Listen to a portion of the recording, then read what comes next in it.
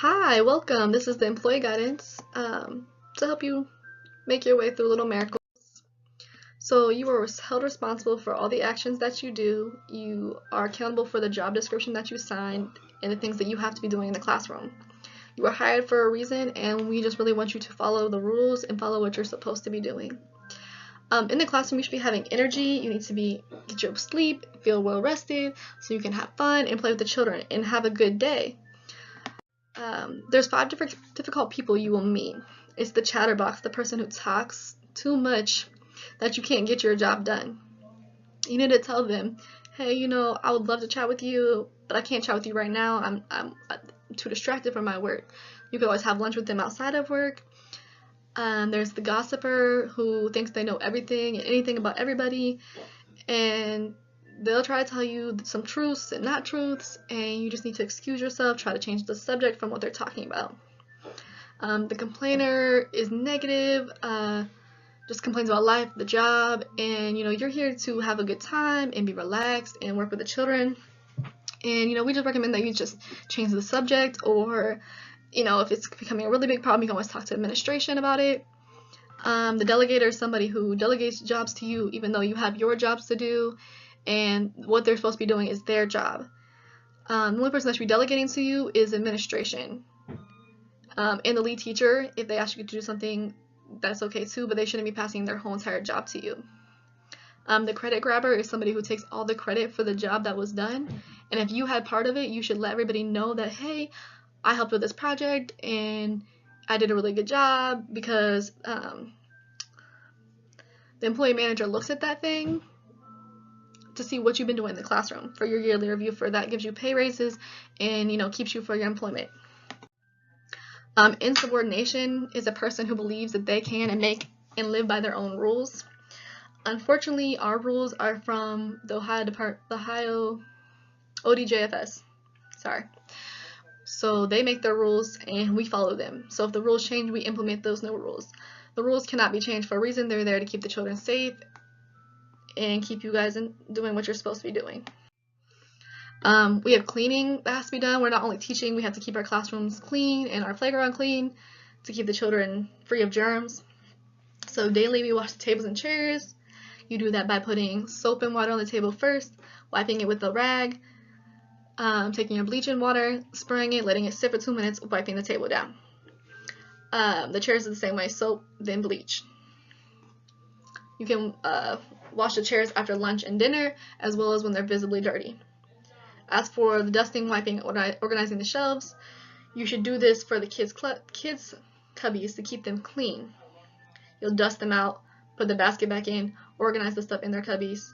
As you're checking their cubbies, you want to make sure that you're seeing that they have a change of clothes, underwear, diapers, blankets, whatever it is that classroom says they have to have. If not, you put a note on the cubbies of the parent, hey mom, so-and-so needs this. So that way there's communication between the parent and the staff member and letting them know they need to bring it for the next day. For sweeping the rugs, you should be sweeping the rugs before nap time, and if you're closing the room, you sweep the rugs before you roll them up. As well as the trash, you take your trash out, as well as keeping your trash can clean. The bathroom sink, you spray with soap, wipe it down, bleach, wipe it down. The toilets, the same thing, you clean your bathroom after the children use it, as well as during nap time you should be cleaning your bathroom. You spray with soap, wipe it with a colored rag, spray with bleach, wipe it down, sweep and mop the bathroom floor. The changing table, you would clean in between each diaper change. You would do soap, water, clean, bleach, sit for 2 minutes, wipe it down, and then you can do the next child's diaper. The toys, we clean daily. The toys that they play with, we spray them with bleach and wipe them off, as well as wipe the shelves off. Weekly, we clean our cots. On Thursdays, we spray them with bleach and wipe them down. Thursdays, or there's certain days in each classroom, you do a 3-step sanitation with soap and water, bleach, water. You will put the toys in the soap water, let them sit, transfer them to the bleach, let them sit for like a couple of minutes, put them in the soap water to rinse off, set them out to dry, and then you wipe them down after you let them sit for a little bit so the water can drip off. For the playground, you're supposed to be wiping down the slides in the jungle gym, the swings, the toys, balls, bikes. Our ratios, because we're a 4-star, our ratios are for the infant rooms, which is birth to 18 months, is 1 to 4, or 2 to 8, or 3 to 10. The maximum group size that is allowed in the room is 10 infants. The ratio for the mixed age room, which is our birth to 3 room, is 1 to 4, or 1 to 6, and the max is 10 children from birth to 3. For toddlers, which is 18 months to 3 years, our ratios is 1 to 7, or 2 to 14. 14 is the max number of children that is allowed in the room. For the 3 to 5-year-olds, which is considered preschool, our ratio is 1 to 10. Maximum group size is 20.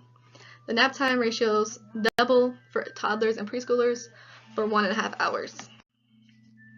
So for your classroom, you should be prideful of the classroom that you have. You need to greet everyone with a smile. Hey, how are you? How was your weekend? Keep your conversation short to a minimum so you can stay in ratio. Be creative in your classroom. Decorate it, design it. If the lead wants help, you need to have something you want to do in the classroom, just let them know. Everybody loves to have somebody that likes to help and decorate the room. You should be playing with the children. You should be positive with your interaction with the children, other staff members, parents, administration, so the children can see positive interactions. Your job in the classroom looks like this. You're talking to the children, just like this person in the picture. You're talking to them. You're sitting at their level. You're encouraging positive social interactions. If somebody's hitting or not being nice, you want to encourage, like, hey, use your words. Tell them how that makes you feel. This is a very important concept for them because social and emotional skills are going to come first before they can have any other learning develop. And we want to teach them to be nice people and to go into kindergarten being nice people. You describe what they're doing, ask questions to encourage them to think. So your classroom etiquette. So field trip planning is Miss Melissa, which is me. Me and Miss Dawn work together to do field trips. So if you have an idea of where you want to go, you can just let us know. We can try to work it in. For birthday parties or holiday parties, you can only have healthy foods. For the playground, it's 30 minutes 2 times a day.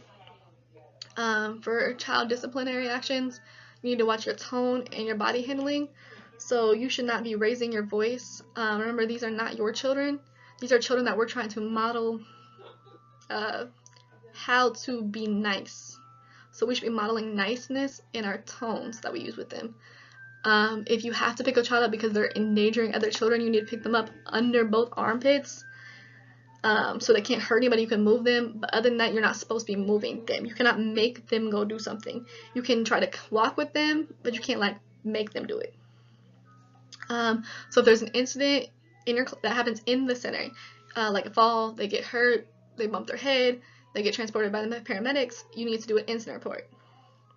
If you're experiencing a child who has challenging behaviors, you need to write it on a behavior report, which is given to the parents to let them know, hey mom, this is what they did, this was our consequences, this is what we talked about, this is something you need to talk about at home with them so they understand that this is not appropriate. If a child comes in from home with a bruise, scratched, fever, not feeling well, you would write an observation. How to make your classroom run effectively. You want to use transition songs to help them get through the times where they have to wait a little bit. You want to give them a warning, perhaps 5 minutes, say, hey, 5 minutes, we're going to clean up, because when they're playing, they forget that they're involved in the play so much that when it's time to clean up, they're upset because they were doing something. This is their job. Their job is to play. So we want to give them a warning, like, hey, we're about to clean up because we're going to go outside. We're about to eat. We're about to do music and movement, whatever it is. You want to keep your room clean because cleanliness keeps the children less chaotic. So when you're doing attendance for your children, parents should be handing you receipts if they're have Title 20. The only exception is if the children are in Head Start for the 3 to 5-year-old classrooms. If they come at 9 o'clock, they do not have to swipe. You would just sign them in for 9 o'clock. So signing children in and out on your attendance books would look like the time that's on the receipt. You just write it down in the book for in.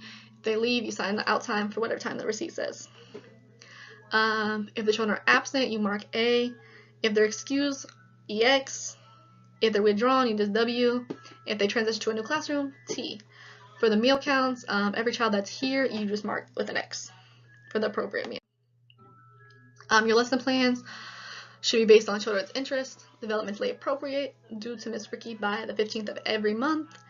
For this, It's more of you asking the children or noticing what they want to learn about, because they will show you, hey, I'm into this, I'm into that. Developmentally appropriate is just knowing that what you're teaching them or the activity you're doing is for the age that they are. So you wouldn't see an infant working on writing their name because it's not appropriate.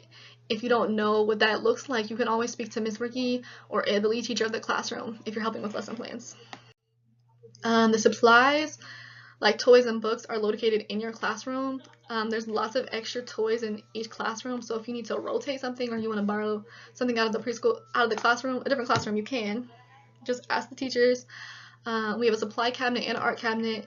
The supply cabinet, which has just different random supplies you may need, border, vinegar, etc., etc., is located in the laundry room. The art supply cabinet that has paint, glue, Play-Doh, any other art supply is located in the back of the Busy Bee classroom.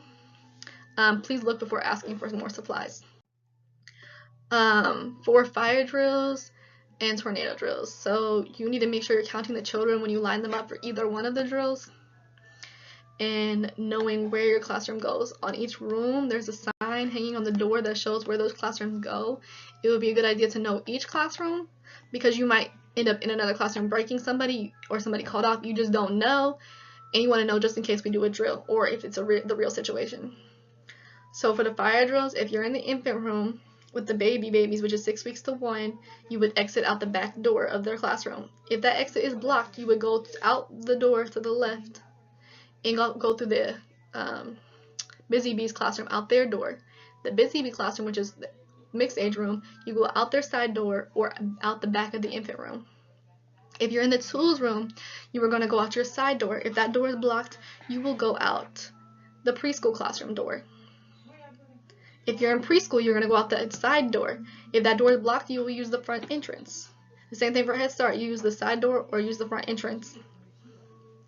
For the tornado drill, the preschool and Head Start rooms go into the kitchen. The Busy Bees go into the Head Start bathroom. The twos go in their bathroom, and the infants go in the teacher bathroom that's in the back of their classroom.